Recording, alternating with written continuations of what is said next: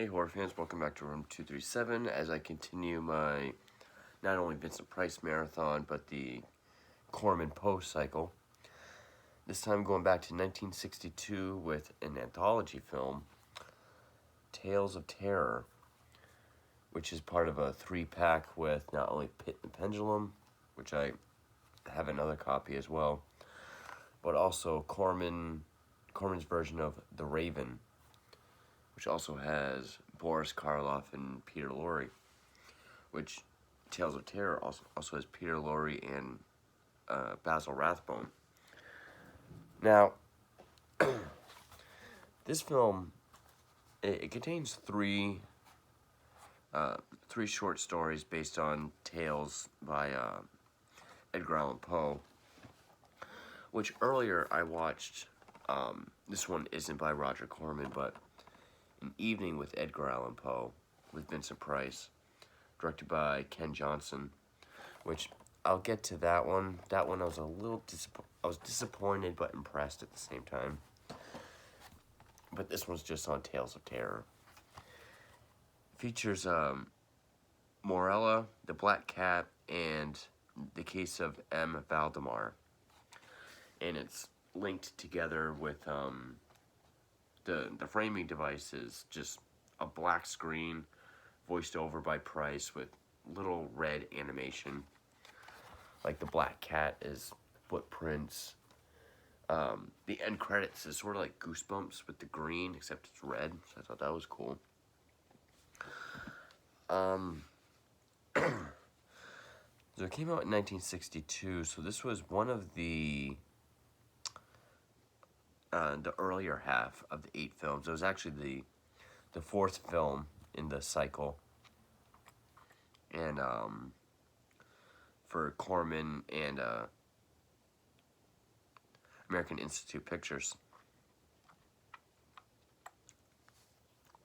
Sorry, my throat itches. Which the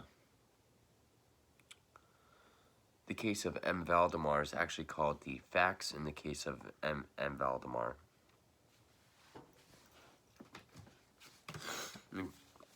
Another reason why I like going back to watch these is because Edgar Allan Poe is my favorite author. It's surprising I found this for $10.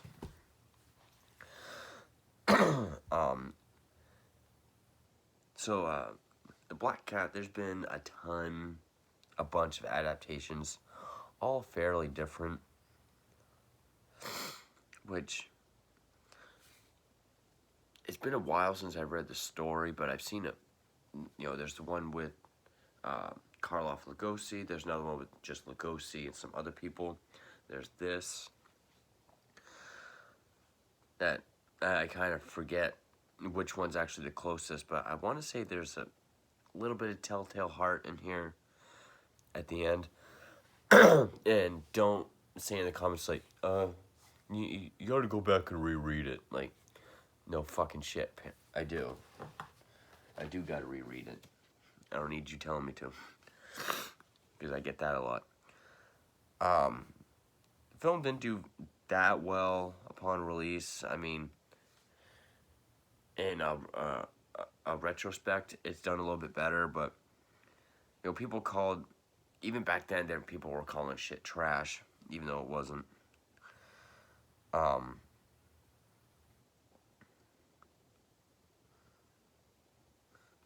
I mean, some people said that, you know, it was poor with the scares, the acting, the directing.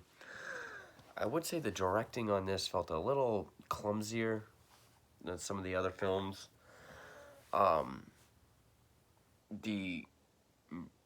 Usually how anthologies go is they start with the weaker ones and they end it on the stronger ones, as is the case with the Twilight Zone movie, as is the case with Creepshow, even though all 5 Creepshow stories are home runs, in my opinion.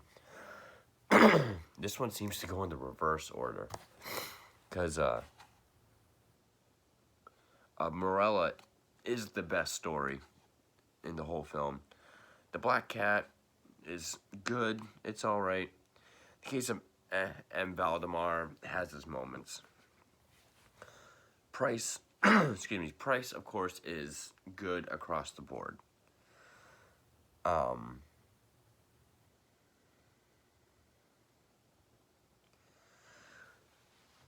It it does seem to capture, especially Morella, because if you've seen some of my earlier reviews of films in this cycle, I talk about how tonally, and by tonally I just mean like how the film looks. Like I keep saying how I expect something to look more along the lines of like Frankenstein and Dracula, like cemetery gates and fog and stuff. Just for Edgar Allan Poe, like the tone of like darkness, gloomy, gothic looking. But I would say Morella does capture the gothic tragedy tone of Edgar Allan Poe stories. Captures it the best out of the three stories in this film, anyway. So, and of course, they each end with a quote by Poe from the actual source material. And Vincent Price stars as not always the main character, but a major character in each story. So the opening tale of Morella tells a story of this woman named Lenora Locke, played by Maggie Pierce, who travels from Boston to be reunited with her father, whom she's never met before. And he's in this, like, almost derelict, well, it's not derelict because he lives there, but just run down, cobwebby mansion. And he's, like, drunk, disoriented, very depressed. He's very morose. Which I like what they did with Price. You know, they, with his makeup, you know, his hair's kind of messy. He got bags under his eyes. He's very just kind of, and his performance is still pretty strong. And at first he refuses her because he's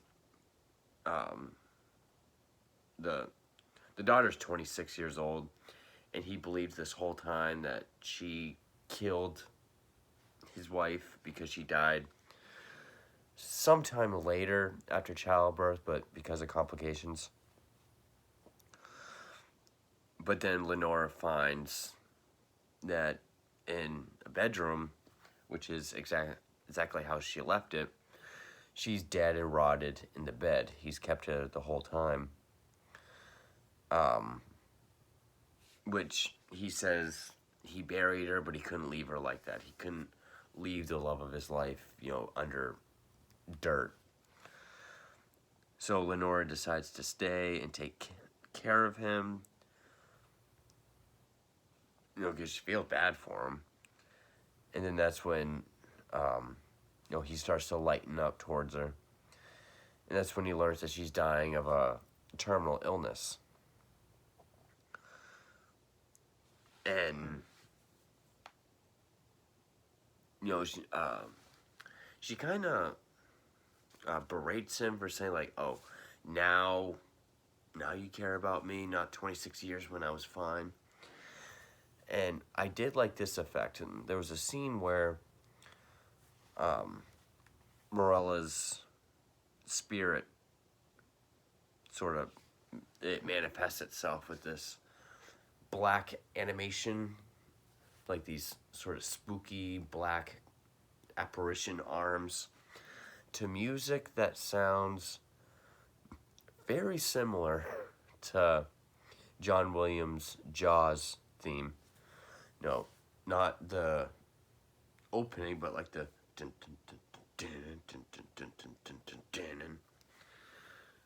and the spirit.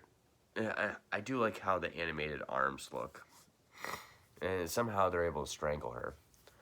And when she dies, her life force sort of replenishes Morella's body, and Lorona's kind of decomposes at that rate.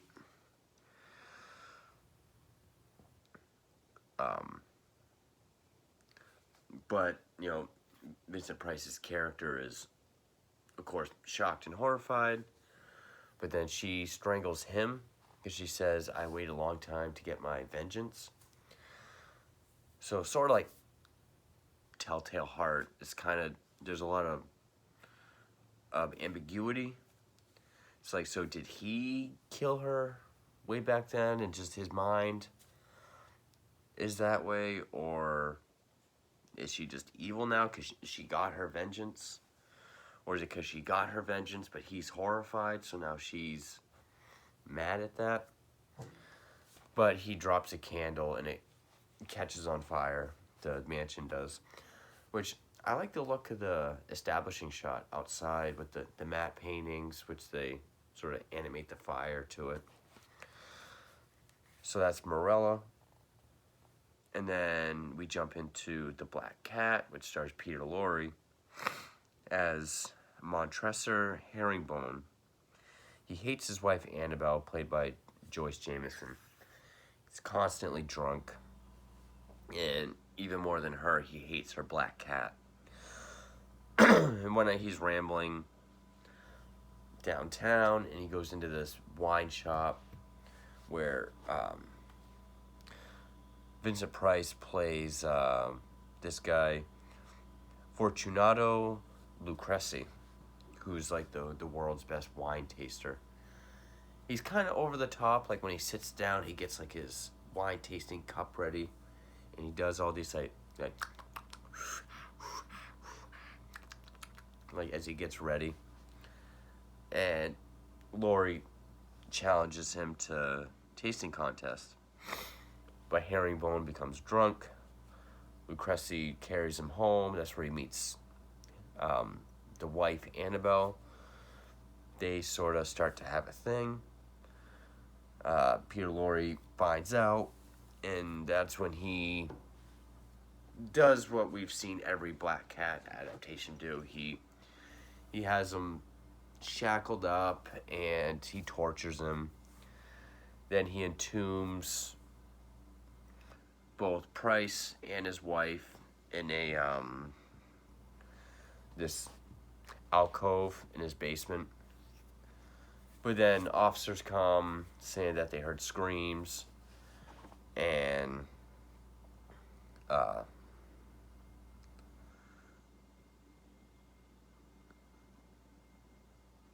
what was it? They hear screeching behind the wall, but then when they open it, they find the dead lovers and the cat, which Lorre had put there by accident.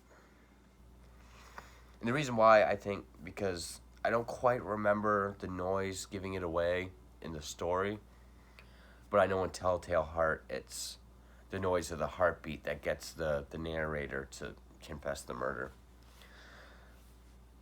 And then the last one, I would say, is the weakest of the three.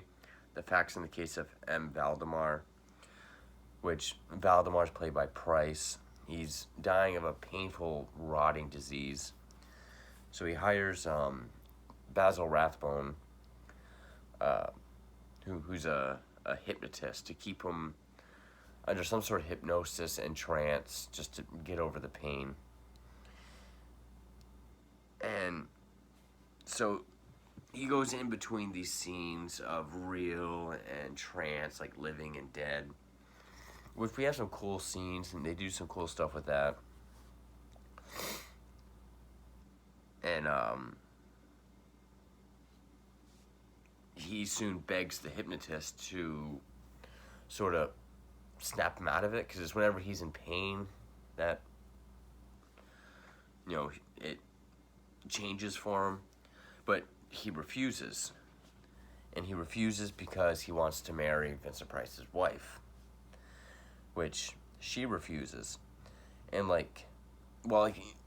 he wants him to undo his hypnotism so he can die peacefully, to which he says no. And so he remains in his bed under complete hypnotic control, and he tries to force his wife, who's played by of Deborah Paget to marry him, but when she refuses, we get like the best part of the story, which is when a rotting, decomposing, falling apart Price attacks him.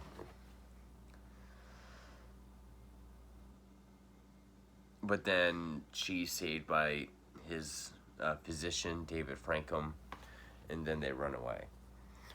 And then that's when we get like the Goosebumps end credits, but with red blood. Oops. I mean, I do love anthology horror films, and again, I have a collection video of my anthology horror. I plan on doing the marathon in like October. This one, I think they could have chose better stories.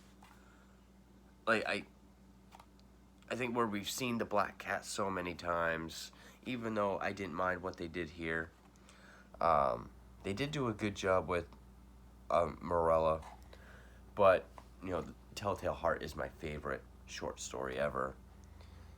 But, yeah, it does feel kind of, I guess I would say the direction does feel not necessarily clumsy, but a little loose.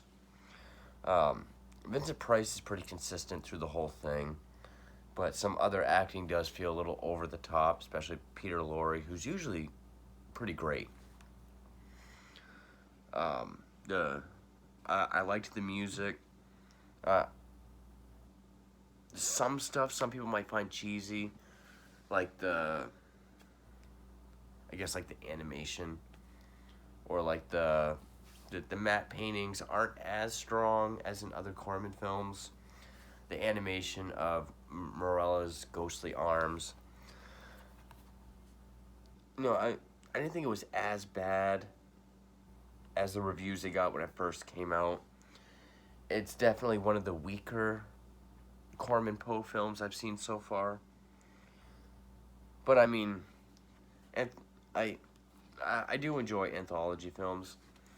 So far, of all the anthologies I've seen, I would have to put it on the weaker side. But, you know, of course, Vincent Price does help keep things moving. And I do like stories by Edgar Allan Poe, so it's got that going for it. But anyway, that is Roger Corman's Tales of Terror. Thank you for watching.